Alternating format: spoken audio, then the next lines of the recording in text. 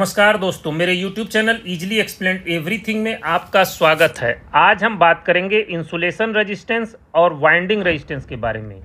यह video non electrical engineers के लिए है।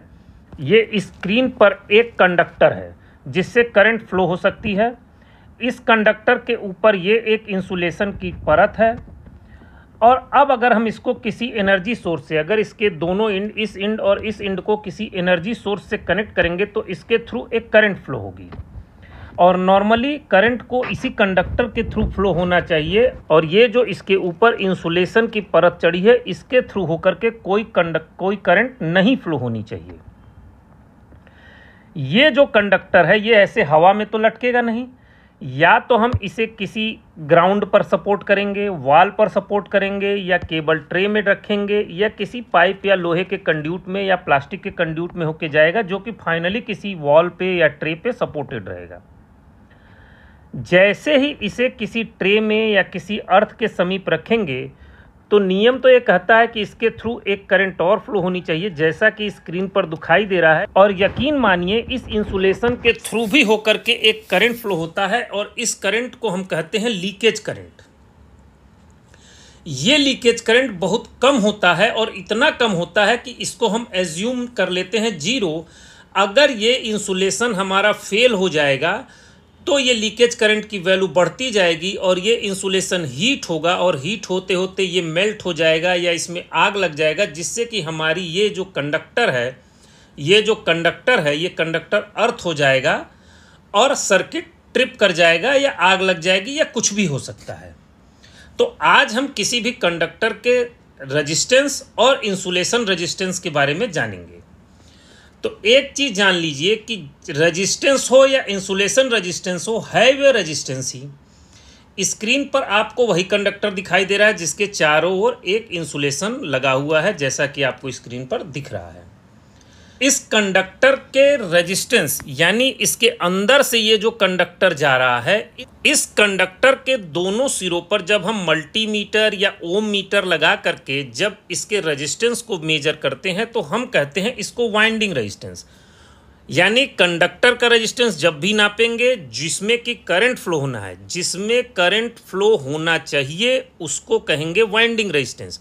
वाइंडिंग रेजिस्टेंस इसलिए कहेंगे क्योंकि कंडक्टर का जब भी कोई इक्विपमेंट बनता है जिसमें करंट फ्लो होना है, चाहे ट्रांसफार्मर हो, चाहे सोलोनाइड हो, चाहे किसी फैन की वाइंडिंग हो, चाहे किसी मोटर की वाइंडिंग हो, जो भी जिसके थ्रू करंट फ्लो कराना है वो कंडक्टर का ही बनेगा। इसीलिए इस कंडक्टर के रेजिस्टेंस को जब भी हम नापते हैं तो इसको कहते हैं वाइंडिंग रेजिस्टेंस। चाहे बल्ब हो, आप एक बल्ब देख रहे हैं, फिलामेंट जल रहा है, अगर बल्ब के फिलामेंट का रेजिस्टेंस नापेंगे तो वो भी वाइंडिंग रेजिस्टेंस या फिलामेंट का रेजिस्टेंस कहलाएगा। यानी जिस भी सर्किट से करंट फ्लो होगी उसको हम कहेंगे वाइंडिंग रेजिस्टेंस या उस कंडक्टर का रेजिस्टेंस जिसके थ्रू करंट फ्लो होना है। अब अगर इसी कंडक्टर को हम फिर से लें और इसके इंसुलेशन का रेजिस्टेंस, अब आप देख रहे होंगे हमने ओम मीटर, जो ओम मीटर है उसका एक इंड कंडक्टर पे टच किया है और दूसरे इंड को इंसुलेशन पे रेजिस्टेंस किया है। इस समय जिस रेजिस्टेंस को नापेंगे उसको कहते हैं इंसुलेशन रेजिस्टेंस।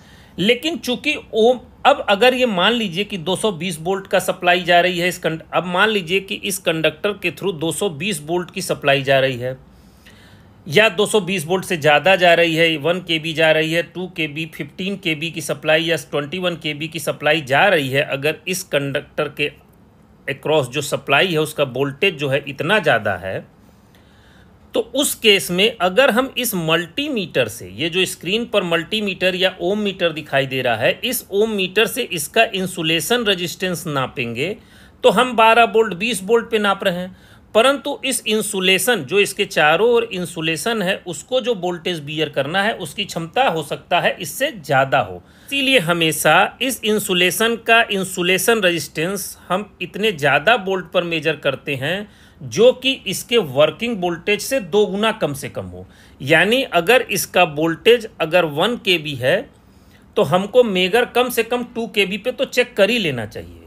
लेकिन स्क्रीन पर ये जो मल्टीमीटर या ओम मीटर दिखाई दे रहा है, जो मल्टीमीटर आते हैं ये जो वाइंडिंग रेजिस्टेंस मेजर करते हैं, चूंकि ये वाइंडिंग रेजिस्टेंस मेजर करने के लिए डिज़ाइंड होते हैं तो ये जो वाइंडिंग रेजिस्टेंस मेजर करते हैं ये 12 वोल्ट, 20 वोल्ट, 25 वोल्ट, इससे ज़्यादा वोल्ट पर नहीं मेजर करते हैं। तो इसके लिए क्या करते हैं कि इस कंडक्टर के क्रॉस जो हम मेजर करते हैं उसको हम कहते हैं इंसुलेशन टेस्टर। बहुत सारे लोग इसी को मेगर कहते हैं। एक्चुअल में मेगर, ये स्क्रीन पर जो दिख रहा है ये हैंड मेगर नहीं है, ये बैटरी ऑपरेटेड मेगर है। बहुत सारे हैंड मेगर आते हैं, अब मोटराइज्ड मेगर आते हैं, और मेगर तो अब 21 kb और उससे भी ज़्यादा रेटिंग के लिए आने लगे हैं मार्केट में। इसमें भी आप देख रहे होंगे एक इंड को कंडक्टर पे टच किया गया है और दूसरे इंड को इंसुलेशन पे टच किया गया है। अब मान लीजिए कि ये 220 वोल्ट की सप्लाई है, तो इस समय अगर हम इस इंसुलेशन का इंसुलेशन रेजिस्टेंस मेजर कर लें और 1000 वोल्ट पर करें तो ये श्योर हो जाएगा कि ये इंसुलेशन किसी भी समय पंचर नहीं होगा। अब आप देख रहे होंगे कि मेगर के हमने एक टर्मिनल को कंडक्टर के एक एंड पे टच कर दिया, इसका मतलब है कि ये थ्रू आउट कंडक्टर के टच हो गया है, क्योंकि कंडक्टर का रेजिस्टेंस 0 होता है लगभग। तो इसलिए अगर हमने इसको इस एंड पर टच कर दिया है तो ये मान के चलिए कि ये मेगर थ्रू आउट कंडक्टर को टच कर रहा है। लेकिन इसका जो दूसरा टर्मिनल है वो इंसुलेशन के हम एक एंड पर टच कर दिए, तो क्या होगा कि ये जो मेगर है वो सिर्फ इसी पॉइंट का इंसुलेशन रेजिस्टेंस मेजर करेगा। मतलब ये टर्मिनल जिस जगह पर टच हो रहा है और अंदर में जहां पर कंडक्टर है सिर्फ इतने दूर के इंसुलेशन रेजिस्टेंस को मेजर करेगा। तो अगर हमको पूरे के पूरे का इंसुलेशन रेजिस्टेंस मेजर करना है तो क्या करना होगा, हमें इसके नीचे या इसके चारों ओर एक कंडक्टर और लपेट देना होगा, और ये जो रेड वाला वायर है इसको हम जब इसके ऊपर टच कर देंगे तो जो इंसुलेशन रेजिस्टेंस आएगा ये पूरे के पूरे इंसुलेटर का आएगा। इसको डिटेल में समझने के लिए एक थोड़ा बुशिंग का देखते हैं। स्क्रीन पर आपको इस समय एक इंसुलेटर बुशिंग दिखाई दे रहा होगा। इस इंसुलेटर बुशिंग के बीच में से हमेशा कंडक्टर पास करता है, और ये जो होल्स दिखाई दे रहे हैं ये किसी मेटल की बॉडी पर सपोर्टेड रहते हैं, ताकि वो कंडक्टर और वो जिस पर ये सपोर्टेड है वो मेटल एक दूसरे के संपर्क में ना आए। अब अगर हम इसी मेगर या इंसुलेशन टेस्टर को इसके अंदर में एक पॉइंट पर और बाहर में एक पॉइंट पर टच करा दें तो ये जो इंसुलेशन रेजिस्टेंस मिलेगा या मेगर वैल्यू जो मिलेगी वो सिर्फ इतने दूर की या इस पर्टिकुलर पॉइंट की मिलेगी। अब अगर हमको इस पूरे के पूरे इंसुलेटर का हेल्दीनेस चेक करना है तो इसके लिए क्या करना होगा, इसके लिए हमको एक इंसुलेटिंग सपोर्ट लेना होगा। ये कोई लकड़ी का तख्ता है या इंसुलेटिंग या रबड़ है जिसके ऊपर हमको इस इंसुलेटर को रख दिए। एक लकड़ी के, ये जो स्क्रीन पर आपको दिखाई दे रहा है इसके कलर पे कंफ्यूज मत होइएगा, ये कंडक्टर नहीं है, एक लकड़ी है, इंसुलेटिंग मटेरियल है। इसके ऊपर हमने बुशिंग को रख दिया। अब क्या करेंगे, इसके अंदर एक एल्युमिनियम फॉइल डाल देंगे। ये जो वाइट कलर का आपको दिख रहा है ये एल्युमिनियम फॉइल है, मतलब कोई भी कंडक्टर मटेरियल जिसे मोड़ करके हम इसके अंदर अच्छे से अंदर की दीवारों पर, इस इंसुलेटर के अंदर की दीवारों पर चिपका दें।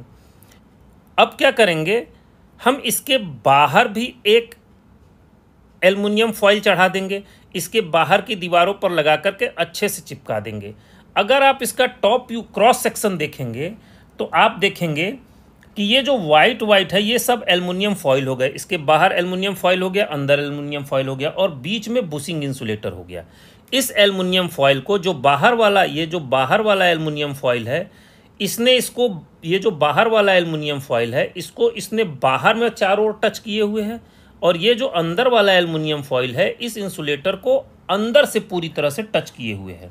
अब हम क्या करेंगे, मेगर को या इंसुलेशन टेस्टर को इस बाहर वाले एल्युमिनियम फॉइल और इस अंदर वाले एल्युमिनियम फॉइल पर टच करा देंगे। यानी मेगर या इंसुलेशन टेस्टर्स के दोनों लीड हम एक अंदर वाले एल्युमिनियम फॉइल पर और एक बाहर वाले एल्युमिनियम फॉइल पर टच कराएंगे। इस समय जो इंसुलेशन रेजिस्टेंस, ये जो मीटर इस समय हमारा इंसुलेशन रेजिस्टेंस बताएगा वो एग्जैक्ट में इंसुलेशन का कंप्लीट हेल्दीनेस बताएगा। तो ये तो रही इंसुलेशन रेजिस्टेंस और वाइंडिंग रेजिस्टेंस की बात। हमेशा दिमाग में फिट करिए कि वाइंडिंग रेजिस्टेंस मतलब जिस कंडक्टर से करंट फ्लो होना है उसके रेजिस्टेंस को जब नापेंगे तो हम उसे कहेंगे वाइंडिंग रेजिस्टेंस, और जिसके थ्रू करंट नहीं फ्लो होना है उसका रेजिस्टेंस जब नापेंगे तो उसके कहते हैं हम इंसुलेशन रेजिस्टेंस। मेरा वीडियो पसंद आया हो तो सब्सक्राइब, लाइक, कमेंट और शेयर जरूर कीजिएगा। धन्यवाद। जय हिंद, जय भारत।